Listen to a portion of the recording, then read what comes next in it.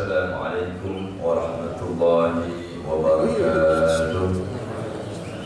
Alhamdulillah, alhamdulillahilladzi karramana ya Ramadan wa nuzulil Qur'an wassalatu wassalamu ala nabiyyina Muhammadin wa ala alihi wa sahbihi ajma'in. Bapak, Ibu, jamaah salat subuh berjamaah Masjid Al-Istiqamah yang dimuliakan Allah Subhanahu wa taala. Mari kita kedepankan rasa syukur kita kepada Allah Subhanahu wa taala, karena kita yakin hanya dengan taufik hidayah Allah sajalah kita pada subuh kali ini bisa berkumpul dalam rangka salat subuh berjamaah dan taklim bulanan suci kita. Mudah-mudahan amal ibadah kita, baik salatnya, puasanya, baca Al-Qur'annya, iktikafnya, zakat, infak, sedekahnya, zikirnya, tasbihnya, tahmidnya, tahlilnya, istighfarnya, bahkan diamnya yang ibadah kepada Allah Subhanahu wa taala, semua itu diterima sebagai amal saleh oleh Allah Subhanahu wa taala, dan dosa-dosa kita baik yang dahulu, sekarang maupun yang akan datang dan tiasa diampuni oleh Allah Subhanahu wa taala. Amin ya rabbal alamin.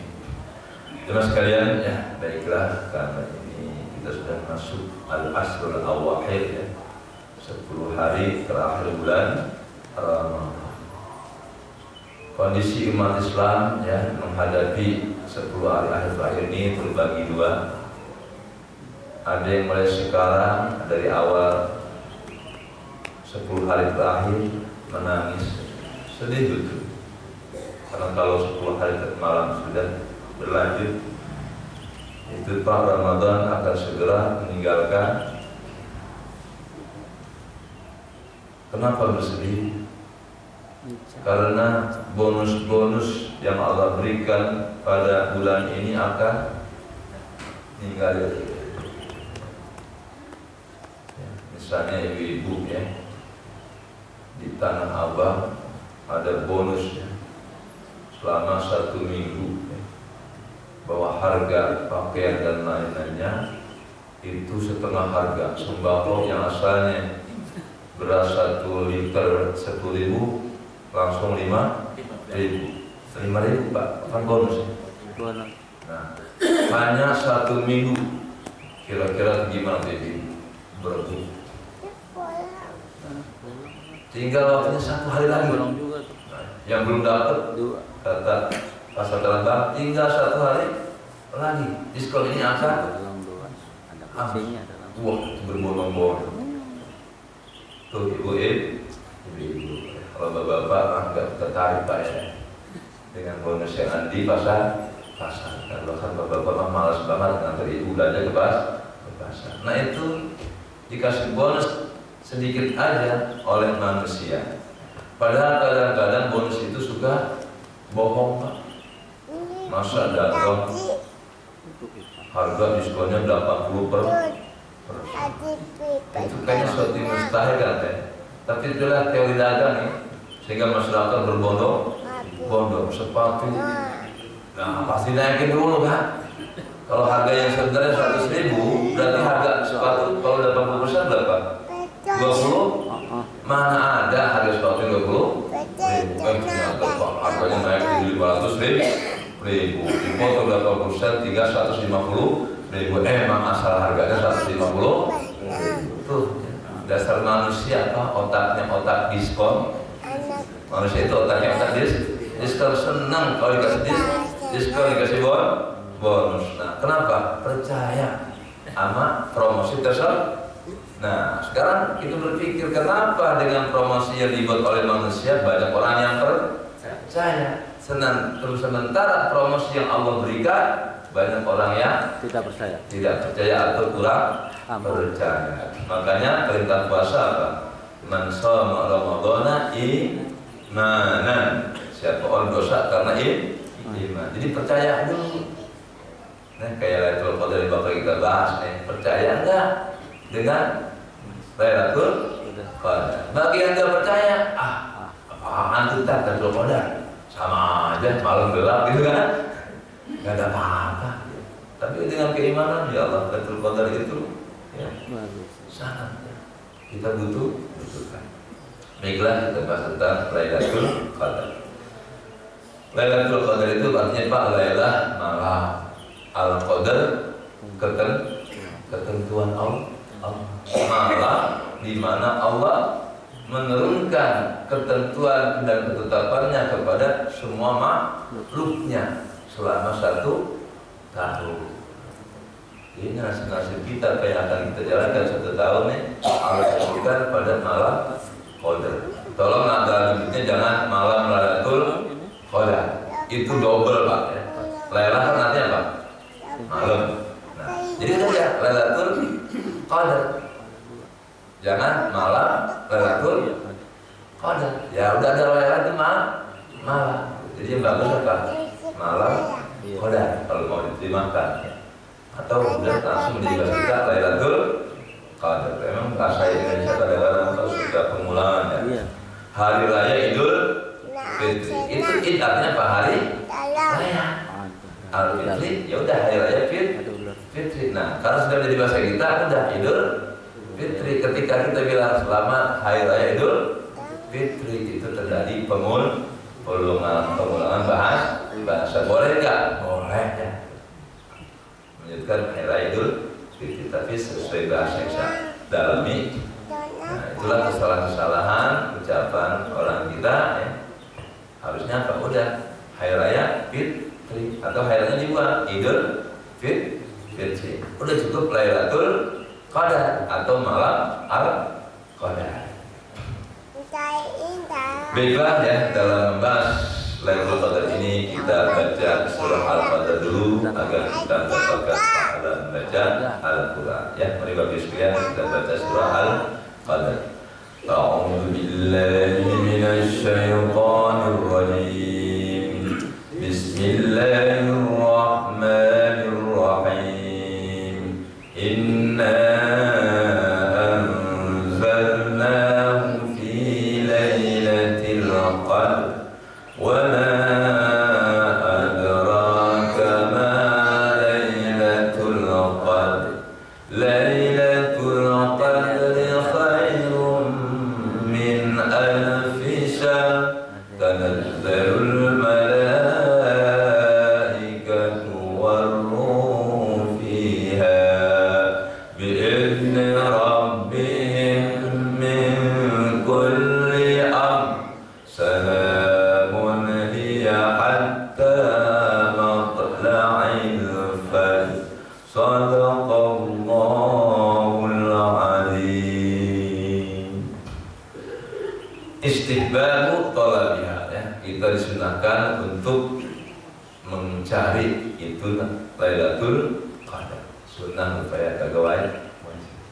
Jadi artinya bagi yang mau nih ya, yang mau dapat Lailatul Qadar silahkan. Yang enggak juga enggak apa. Karena kita tanya mau untung apa mau rugi? Rugi. Mau untung apa mau rugi? Rugi. Untung ya. Nah, ya, kalau mau untung ayo ya kita gapai Lailatul Qadar. Wa yustahabbu talabuha, dan disunahkan mencari Lailatul Qadar itu fil witri, pada waktu ganjil minal asril awahir, dari 10 hari terakhir min Ramadan, dari bulan Ramadan. Jadi hari malam-malam ganjil 21, 23, 25, 27, 29. Berarti hanya 5 malam. Beruntunglah Bapak Ibu yang sudah mencarinya itu pada malam 21 kemarin dan 23 kemarin dan semalam malam 25 ya, semalam berarti ya hari ini malam 25. Nah, tinggal 2 malam lagi, 27 dan malam 29. Faqad kana Nabi sallallahu alaihi wasallam yajtahidu fi talabiha. Sungguh Nabi kita Muhammad sallallahu bersungguh-sungguh dalam mencari Lailatul Qadar. Nabi aja Pak yang sudah jadi masuk surga masih sungguh-sungguh mencari Lailatul Qadar. Kita yang enggak ada jaminan surga masih malesan sungguh terlalu. Wa taqaddama annahu kana idza dakhala al-'asr al-awakhir, Nabi Muhammad SAW apabila sudah masuk 10 hari terakhir bulan Ramadan, ahyal laila, dia menghidupkan malam itu.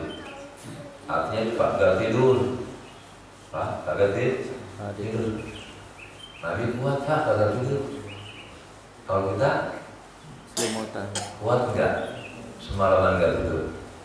Wah, nah, makanya hukumnya sunnah. Kalau kata menghidupkan Lailatul Qadar ini wajib, waduh dosa besar semuanya kita Pak. Nabi lu kagak tidur Pak. Bahkan apa? Enggak berhubungan suami istri pas sudah 10 malam hari terakhir bulan Ramadan. Wa ayqadha ahlah, dia bangun itu anak istrinya, bangun. Berarti sejak Isya lagi pada tidur, ya anak-anak pada tidur, dibangun Pak. Berarti yang kalau tidur bapak. Berarti yang lebih apa nih?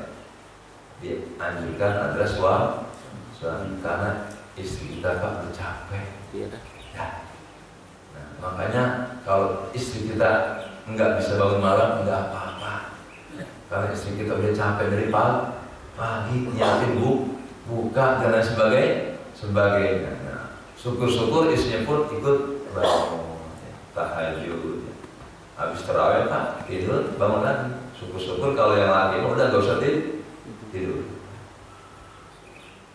Nah, itu kuat enggak? Kira-kira Pak semalam ada yang enggak tidur semalam sampai sekarang? Ada. Enggak kuat. Saya di malam pulang dari ceramah tarawih jam 11. Ya Allah Pak. Saya tidur dulu. Langsung untuk istri saya Pak, bangun jam 3. Ya Allah, ada pengajian di Ciledug. Coba Pak, kalau saya bangun jam 4, ya udah enggak sampai kemana. Alhamdulillah saya langsung berangkat, sahurnya di mobil sama anak istri. Anak saya bangun, ayo bangun situ, antar lagi, sahur di mobil aja. Wasaddal ma'mizar, dan Nabi itu mengencangkan sarungnya. Ini kinayah, bukannya pakai seperti-seperti itu apa? Kinayah meninggalkan hubungan suami istri. Jadi lebih mengedepankan zikir kepada Allah Subhanahu wa Ta'ala daripada hubungan suami istri. Coba Pak ya, manusia di bulan puasa ini Pak benar-benar kayak malaikat ya. Dari subuh sampai maghrib enggak makan, enggak minum, enggak tidur, enggak kawin. Nah, kenapa disunahkan yang malamnya i'tikaf? Biar kagak pada kawin. Ya Pak, karena di masjid nggak mungkin kawin ya. Makanya disunatkan i'tikaf itu di masjid. Kalau di dalam kamar Pak i'tikafnya, ya repot ya. Apalagi nggak baru kemarin saya Pak nikahin ketua FPR Jakarta Utara perempuan Pak, suaminya meninggal ke FPR. Jabatan ketuanya dia turun kepada istrinya. Kemarin nikah sama temannya jam 5 Pak. Saya bilang, wah Bu Haji bukan banget nih nikah bulan puasa. Ntar malam kan janji malam 25. Kalau ntar malam Lailatul Qadar berarti ibu sama dengan nikah 1000 bulan. Wah, nikah 1000 bulan banyak amat deh. Ayul layali ya. Di malam keberapa sih Lailatul Qadar itu terjadi? Lil ulama'i ara fi ta'yin hadillah. Para ulama Islam berbeda pendapat dalam menentukan Lailatul Qadar. Apa malam 21, 23, 25, 27, 29. Wa minhum man yara, ada sebagian ulama berpendapat annaha Lailatul Hadi wal 20, bahwa Lailatul Qadar itu turunnya pada malam ke-21. Wa minhum man yara annaha Lailatul Salis wal 20. Ada berpendapat malam ke-23. Wa minhum man yara annaha Lailatul Ham, ada yang bilang malam 25. Wa minhum man dhahaba ila annaha Lailatul Terus artinya malam 27. Jadi ulamanya beda pendapat. Kita ngikutin yang mana? Ya terserah Bapak, maunya malam keberapa? Yang penting apa? Jangan sampai di malam ganjil itu kita tidak mencari Lailatul Qadar. Bablas aja sampai Ramadan habis. Wa aktsaruhum, dan mayoritas ulama ala annaha lailatul sya'i wal isri. Kebanyakan ulama berpendapat bahwa Lailatul Qadar itu terjadi pada malam ke-27. Nah, bentar malam berarti besok malam Selasa. Itu malam ke-27. Nah, kita ini fikih sunnah saya baca lagi dalam Tafsirul Bayan, Pak.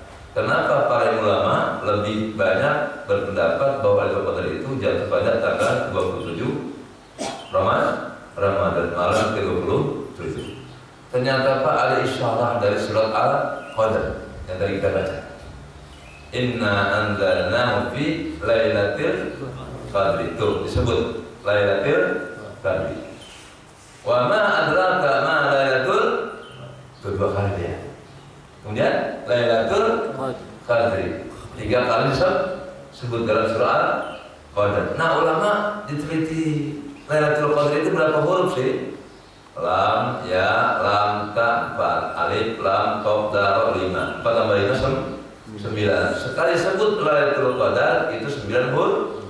Disebut berapa kali tadi? 3 kali. 3 kali 9 kali 3 27. Nah, itu ulama sampai seperti itu ya, penelitiannya. Kenapa kebanyakan ulama berpendapat Lailatul Qadar Allah disyaratkan tuh.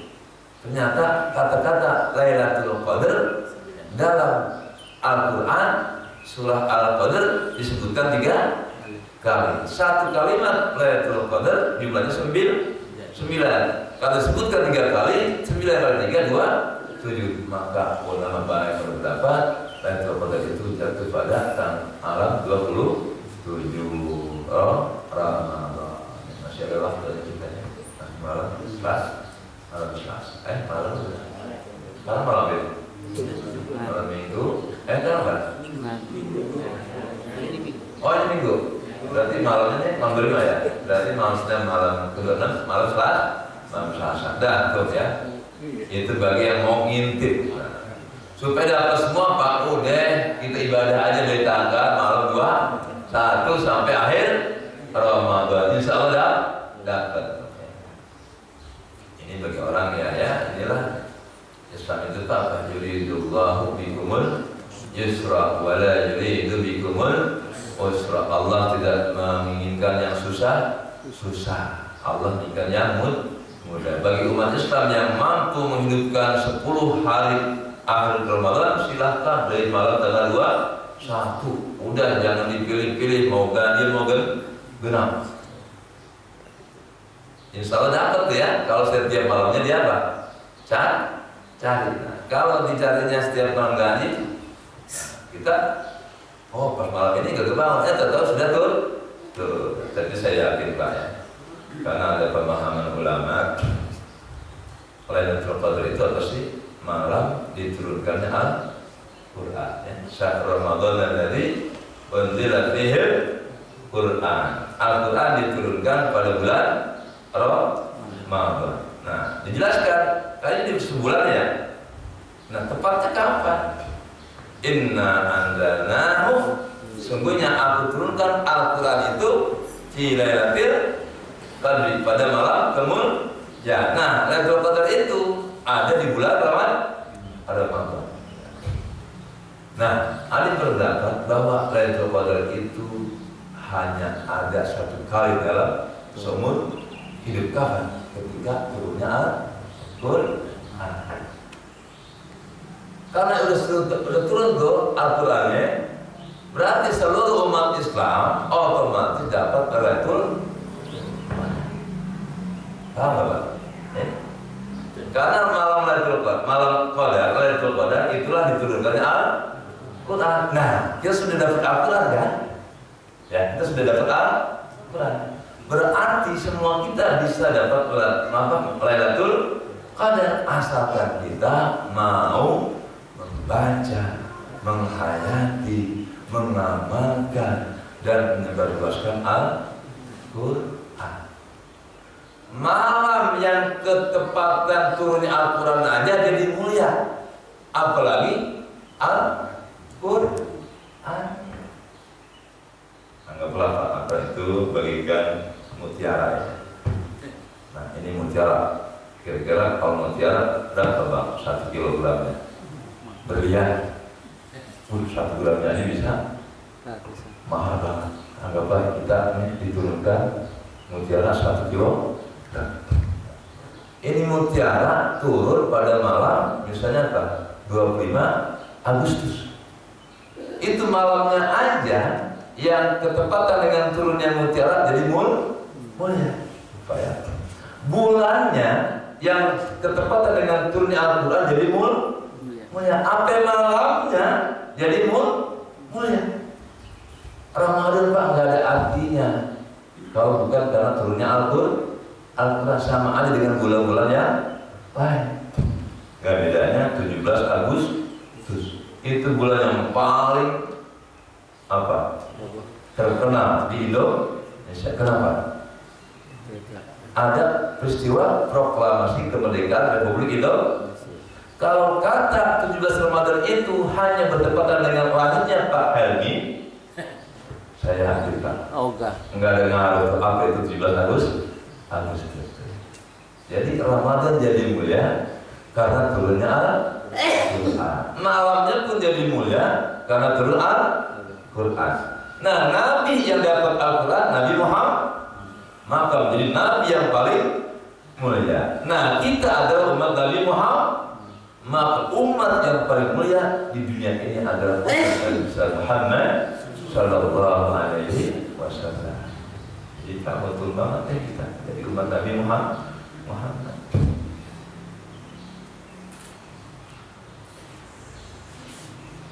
Rawah Ahmad isnad sahih an Ibnu Umar radhiyallahu anhu qala sallam man kana mutaharriha falyataharriha lailat as-sabi wal isri. Imam Ahmad dengan sanad yang sahih dari Umar katakan bahwa sabda siapa yang mau mencari Lailatul Qadar silakan carilah pada malam ke-27 bulan Ramadan. Mudah-mudahan kita nih Bapak Ibu ya, karena kan belanja udah selesai apa ya, belanja baju anak udah bayar, bikin dodol udah Pak, Bu ada bikin dodol ya. Nah belanja kalau misalnya hari ini terakhir dah Bu ya, besok malam Selasa malam ke-27 udah nggak mikir belanja lagi. Rendangnya belum? Rendang nanti malam Kamis ya. Jadi untuk malam Selasa nih Pak udah jangan kerja macam-macam deh, jangan kasih belanja kemana. Udah kita malam 27 kita intikaf ya sudah, sunahkan masjid terdekat aja ya. Lebih aman Pak, nggak usah pergi ke Atin Pak, nggak usah ke Istiqlal, udah cukup di masjid terdekat. Karena Nabi pun ikafnya di masjid Nabawi, rumahnya di situ. Nah, ya, artinya apa? Nggak usah nyusahin ya, nggak usah itikafnya Bapak kemana? Ke Masjid Kuba Depok, nggak usah Pak. Apalagi masih punya bininya muda, jangan Pak. Kemarin pulang ke bersama saat itu sholat hati. Banyak tuh ibu-ibu yang itikaf sama anak-anaknya. Mohon maaf Pak. Ya Allah, saya pikir lebih baik di sedikit rumah. Mohon maaf ya saya alami. Itu ibu-ibu yang masih muda tiduran Pak, sebentar di masjid. Bahkan banyak laki-laki yang lewat. Itu dapat itu. Hah? Dapat Lailatul. Ya Allah. Mohon maaf ya. Ibu muda, ya Allah pada tentang Pak Ibu. Jangan ini perempuan ditentang di masjid, jangan ya Allah. Itu mengundang fitnah lagi. Nah, oke deh, yang lebih aman gak usah jauh-jauh ya. Gak usah jauh. Terus bawa kasur, bawa bantal. Jadi masjid berubah jadi rumah. Bawa kasur, bawa bantal. Ya masaknya di rumahnya, langsung habis terawih, lanjut jangan pulang. Itu menurut saya lebih bagus ya, Pak. Jadi kita harus bersusah payah ke masjid yang lain dan tidak ada bedanya. Nah, kalau mau silakan Bapak, itikafnya umroh Ramadan. Wah, di Mekah atau di Madinah. Kalau ke Istiqomah sama aja dengan Istiqomah Pak, pahalanya. Sama. Kalau maksudku Pak, nggak ada beda? Nggak bedanya. Yang ada bedanya hanya di Masjid Haram dan Masjid Nabawi. Salat di Masjidil Haram sama dengan 100.000 kali. Kalau di Masjid Nabawi 1.000 kali. 1.000 kali. Nah, kalau di Masjid Istiqomah satu. Istiqlal sama, ngapain kita jauh-jauh ke Istiqlal? Toh pahalanya sama. Karena lebih untuk perempuan baiknya di rumah aja, lebih aman. Nah, laki-lakinya yang di masjid, sholat berjamaah aja untuk laki-laki yang dianjurkan di masjid. Nah, lebih wajib sholat berjamaah kan daripada itikaf. Nah, kadang-kadang yang lebih wajib perempuan sholatnya di rumah. Ya berarti untuk wanita mah ya cukup di rumah. Tapi kalau aman dari fitnah silahkan ke masjid. Nah, maaf ya. Misalnya sehari ini ya itikaf di masjid Istiqomah. Wah, Bapak ganggu itu Pak. Kalau sehari ini itikafnya di masjid Istiqomah, khawatir bapak-bapak matanya bukannya ke depan, miring semua. Nah, Pak Bambang. Jadi untuk wanita boleh cukup di rumah. Nah, yang wajib aja sholat berjamaah. Lebih baik di rumah untuk perempuan, apalagi itikaf yang hukumnya sunnah. Nah, kemudian Pak ya, dalam tafsir ini ya, apa sih al-qadar itu? Nah, saya baca di sini. Fiha yufraqu kullu amrin hakim. Pada layat malam qadar itulah, pada Lailatul Qadar itulah ditetapkan segala urusan untuk manusia. Di sini dikatakan Allah akan menentukan rezeki kita, kemudian sakit atau sehat kita, dan lainnya itu pada malam qadar, pada Lailatul Qadar. Nah, malaikat yang turun itu Pak ada 4. Malaikat Jibril, malaikat Israel, malaikat Mikail, dan malaikat Israfil. Karena jalul malaikatu kan ya, turunlah para malaikat. Itu malaikat Israel, Israfil, Mikail. Waruhu itu malaikat Jibril. Fiha pada malam tersebut. Nah, untuk apa malaikat-malaikat itu turun ke bumi? Pertama, dalam kitab tafsir berbaik dikatakan malaikat itu rindu, karena ada penjelasan bahwa di bumi itu katanya ada makhluk Allah yang berperilaku seperti malaikat. Benar nggak? Malaikat ngecek. Malaikat kan enggak, tugasnya apa? Tasbih.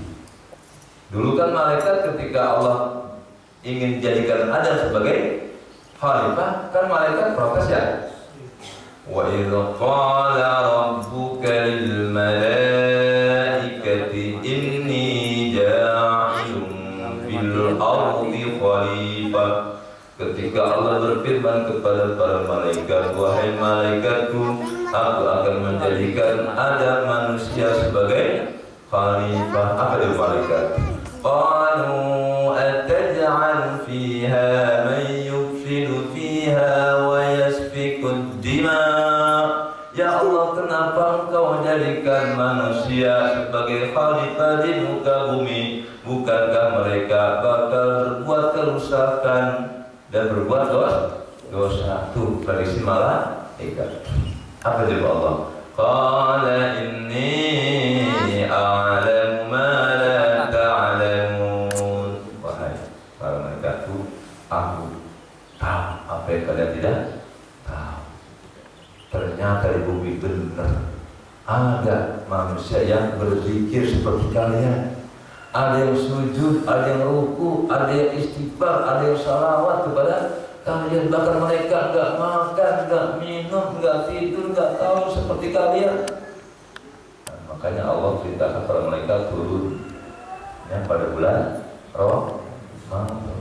Kalau bukan pada bulan Ramadan, waduh Pak, kita diinspeksi malaikat. Wah.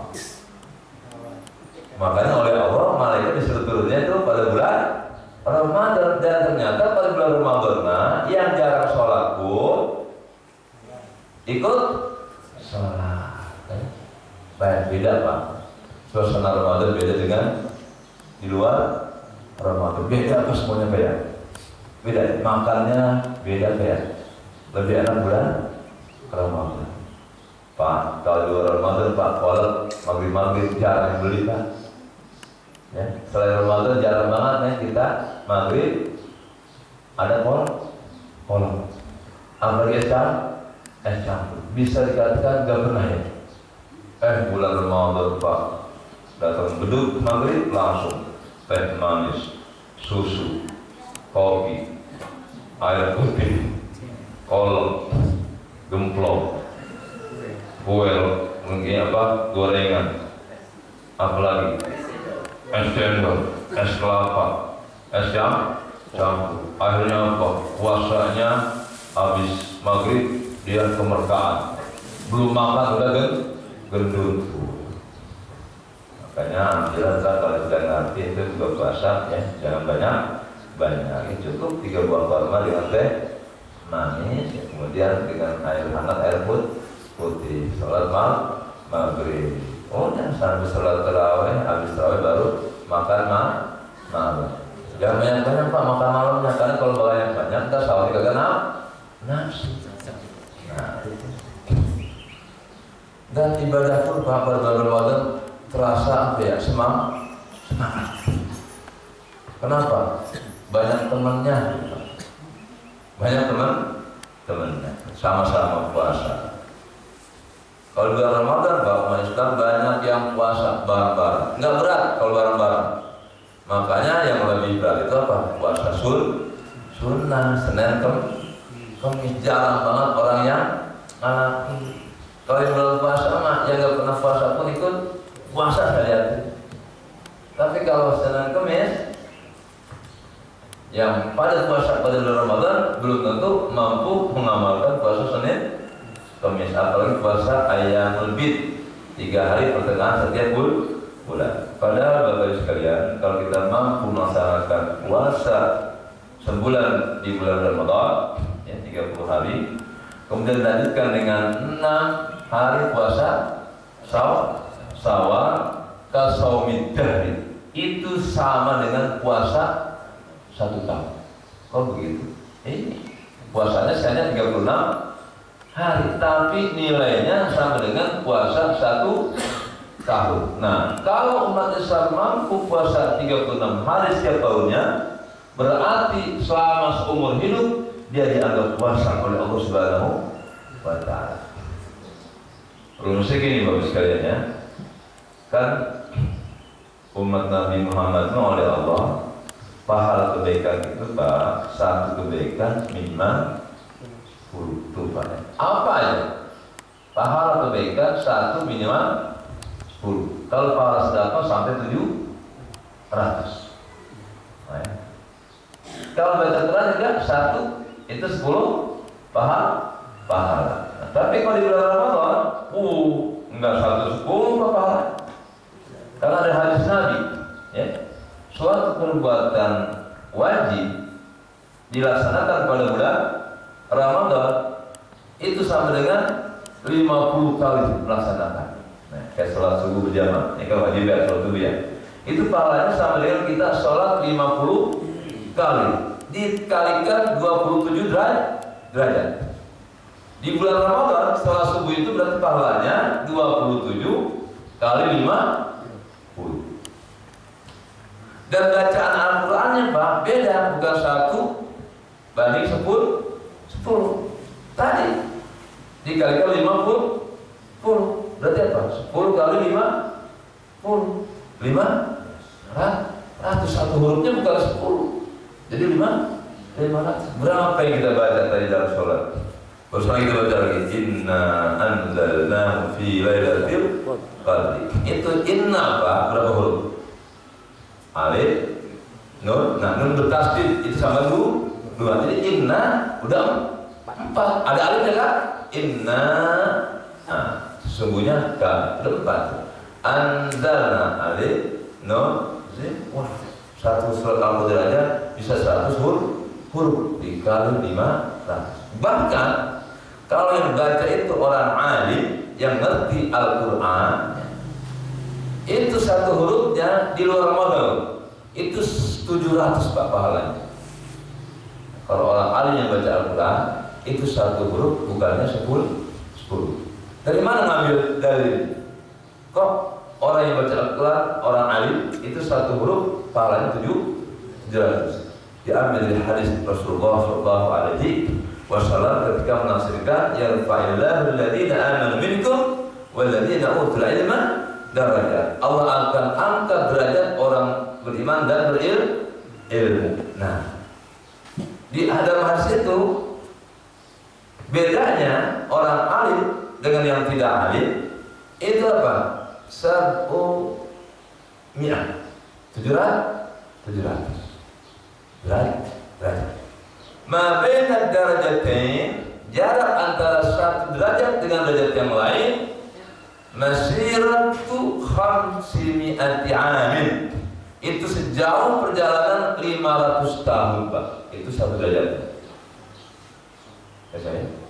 Nah, ya, berarti orang alim yang baca Al-Quran di bulan Ramadan, di luar Ramadan aja satu dikasih pahala 700. Dikalikan lagi 50. Subhanallah. Makanya Pak, harus kita mencari ilmu sampai kita Pak, kalau bisa ya, sampai kita semua baca ayat Quran yang manapun langsung paham. Udah gak lihat terjemah lagi.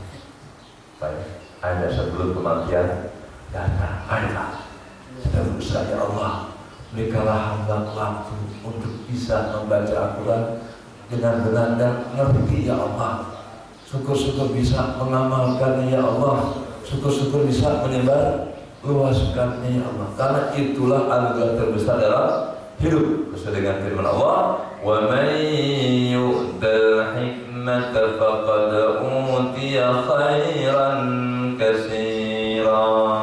Dan siapa orang yang diberikan al-hikmah, pemahaman tentang Al-Quran, maka orang itu sudah mendapatkan anugerah terbesar dalam hidupnya. Nggak ada artinya tuh uang miliaran Pak, nggak ada arti itu jabatan tinggi, presiden, jenderal, menteri, lurah, RT, nggak ada arti. Semuanya akan sirna. Tapi kalau kita mampu membaca Al-Quran dan kita ngerti, setiap gerak dari kita akan mengamalkan Al-Quran. Apa yang kita kerjakan, apa yang kita pikirkan, apa yang kita hayalkan, apa yang kita ucapkan, semuanya kita bercermin dengan Al-Quran. Makanya apa? Karena Rasulullah SAW Qur'anan yajri, kata sahabat. Nabi Muhammad adalah Quran berjalan. Jadi kun anta Qur'anan yamshi, jadilah engkau Quran yang berjalan. Apa yang kita pegang sesuai dengan Al-Quran.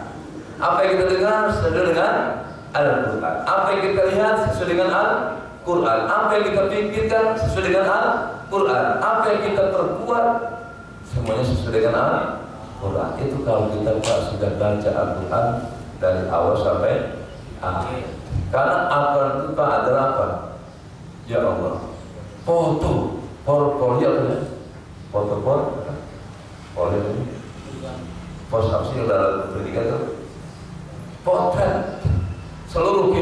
manusia dari awal penciptaan sampai akhir zaman itu ada dalam Al-Quran. Semua kondisi kejiwaan manusia, semua kehidupan manusia berulang kali aja Pak. Makanya kenapa ada cerita 25 Nabi dan Rasul. Itu sebenarnya kalau kita paham Quran Pak, sifat-sifat 25 Nabi dan Rasul kita adopsi semua ke jiwa kita. Ketika kita mendapatkan fitnah dari saudara-saudara kita, kita dikucilkan, baca surat Yusuf, maka sifat-sifat Nabi Yusuf akan masuk ke dalam jiwa kita.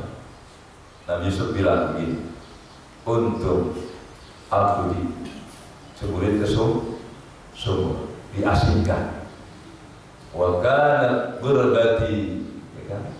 Dan dalam pengasinganku itu munajati ila ketika aku ada tanazuri, ketika aku diasingkan oleh saudara-saudaraku, itu adalah jalan-jalanku. Tuh Pak, Nabi Yusuf gak merasa dibuang oleh saudara. Lalu dia bilang, inilah jalan-jalan aku. Karena kalau gak dibuang Pak, Nabi Yusuf gak berjalan jalan di rumah. Untuk seribu dibuang jadi jalan. Coba Pak, diasingkan dia bilang jalan ribet. Kalau aku di penjara, apa kata Nabi Yusuf? Ya itulah uzlahku kepada Tuhan. Aku ingin bersendirian, hanya ingin bermunajat kepada Tuhan.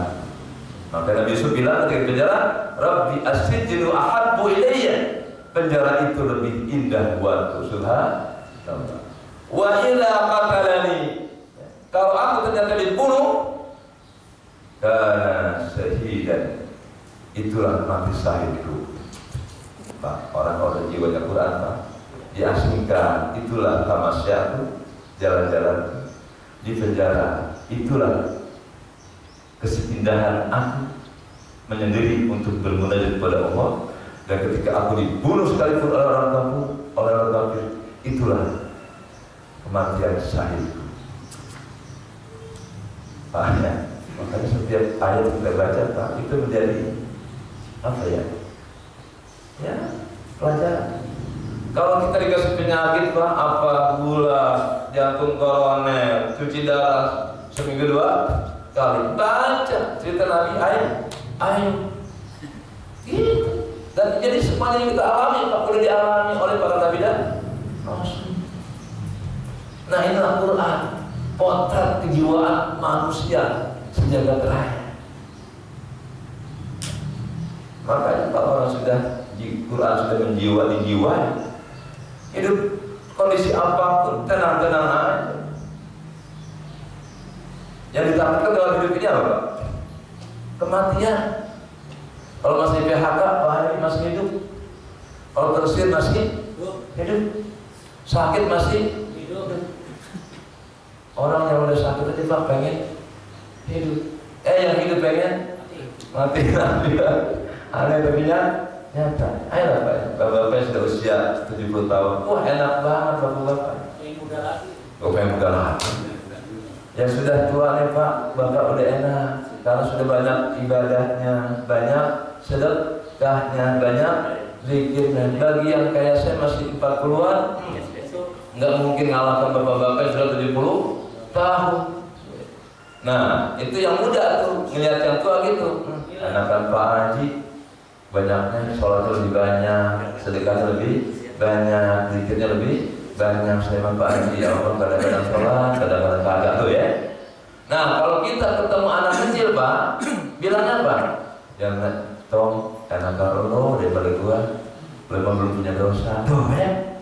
Jadi ngelihat semua orang Pak, lebih baik dia daripada saya. Saya yang kali kita sombongkan. Ngelihat orang kaya, bapak mah enak ya, dengan kekayaannya bisa bangun masjid. Pak, kalau ada yang kaya Pak masih gak jadi Pak. Jangan jongkok, oh Pak pada kelaparan, untuk ada bapak. Tuh, ketika kita ketemu orang kaya. Ketika ketemu orang yang udah mati, untung lo mati. Ketika lu hidup, ya Allah, masyarakat lu begal, ada yang lu bunuh, semua janda lu perkosa. Nah, lu bilang, untung lu mati itu Pak. Bagi masih hidup, untung Bapak masih hidup walaupun sakit kan, walaupun stroke di rumah sakit. Tuh Bapak yang ngalamin nanti stroke 5 tahun rumah sakit Pak, tenang aja Pak, jangan mikir bayaran. Yang mikir aja Pak, anaknya gantian lah, ya. Orang tua di rumah sakit 5 tahun, makan enggak, minum enggak. Nah, itu pas saya lihat Pak, orang tua yang sudah sakit di rumah sakit bertahun-tahun Pak, nggak ada yang ngeluh Pak.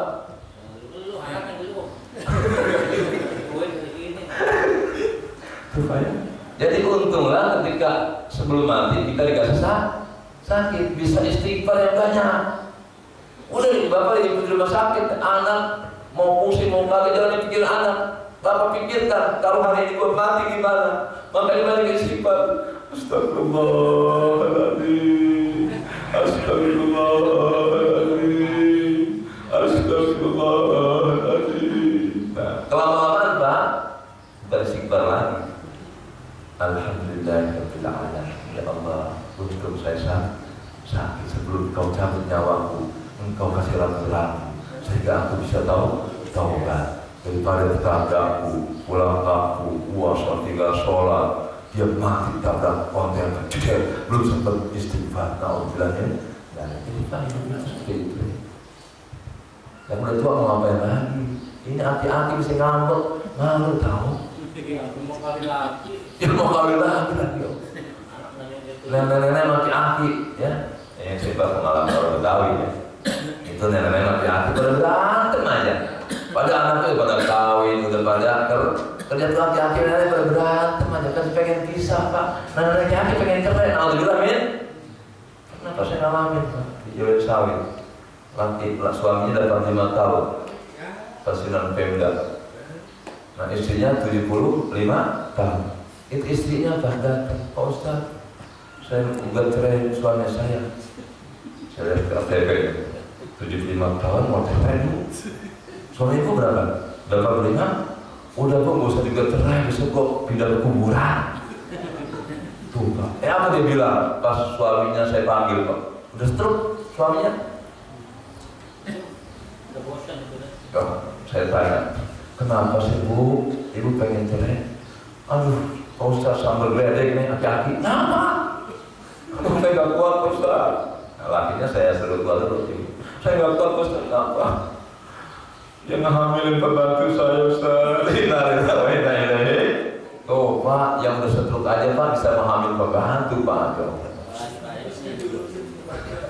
Kenapa? Emang kenapa bisa begitu Bu? Pasti salah ibu nih. Salah kamu Ustaz? Ibu suka PKK ya? Iya. Suka fitnessnya? Iya.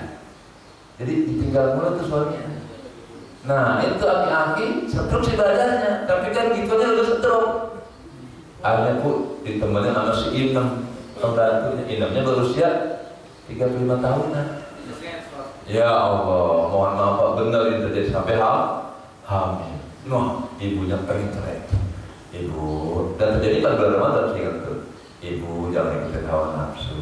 Kalau ibu ingin cerai dari aki-aki tadi, kan saya tanya Bu, itu suami ibu punya warisan nggak? Punya rumah Ustaz dalam tanah 10 meter berapa boleh jual? 5 miliar. Oh, kalau ibu minta cerai, kan status suami istrinya putus, kelas Inem masuk. Kan? Iya ya Pak Ustaz, ya udah kalah Bu, sabarnya mantep.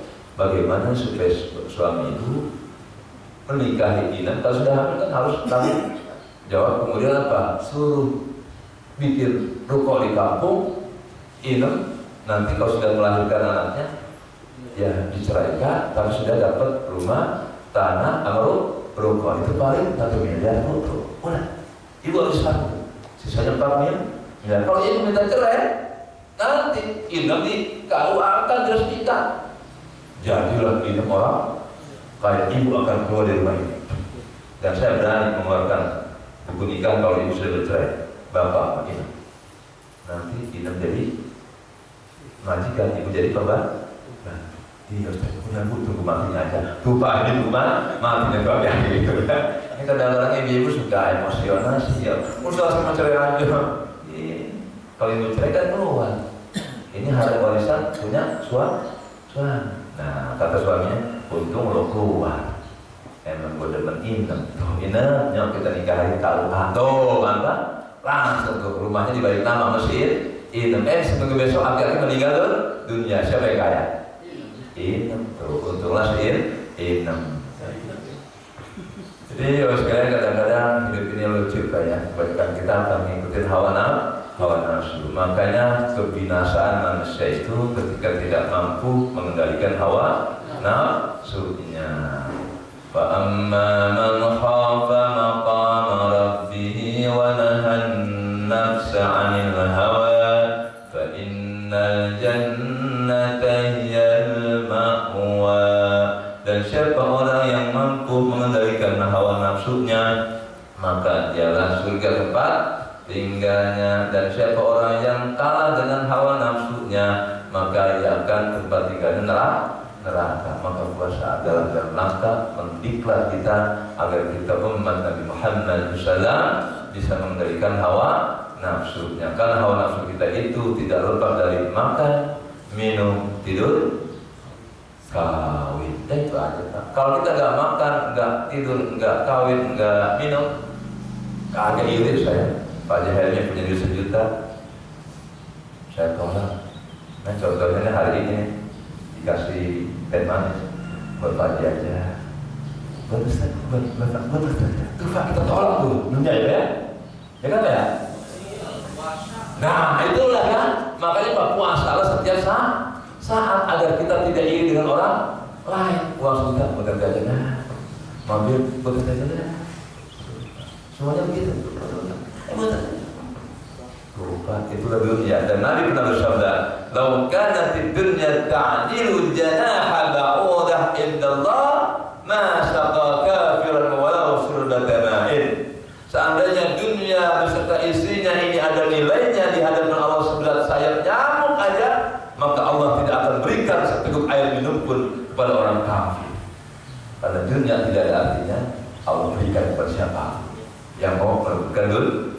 Orang Islam tidak mau berebut dunia, diperebutkan Allah. Wasari'u ila maghfiratin min rabbikum wa jannatin arduha as-samawati wal ardu takin. Orang beriman berebut surga dan ampunan Allah Subhanahu wa ta'ala. Nah kita berpuasa ini berebut surga Allah dan berebut ampunan Allah Subhanahu wa ta'ala. Maka mari kita berbanyak 4 kalimat yang sudah kita hafal. Ayo bareng-bareng. Asyhadu an la ilaha illallah, astaghfirullah, nas'aluka ridhaka wal jannah wa na'udzu bika min sakhatika wan nar. Asyhadu an la ilaha illallah, astaghfirullah, nas'aluka ridhaka wal jannah wa na'udzu bika min sakhatika wan nar. Sekali lagi, asyhadu an la